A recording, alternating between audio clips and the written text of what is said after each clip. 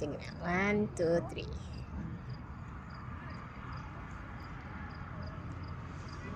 3. Ayun na, ang dami ng picture mo. Naka-video pala yan, pasaway ka. Picture nga yung kinukuha ko lang. Kasi mas maano. Nandito kami sa may park. Saan na yung park dito? Ayun o, park. Isip ko. Tinitignan tayo. Nandito kami sa may park. Ano ba yan? Nagsasalita naman, Mi. Okay lang naman ah. Pwede naman i-post yan. Maganda naman ang ano natin. Oh. Nandito kami sa park. Naghahanap ng kapam. Charot! Papa mo lang ah.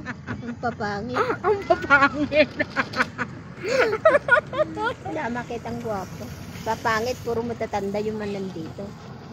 Hindi mahilig yung mga binatang pumupunta sa Namsha.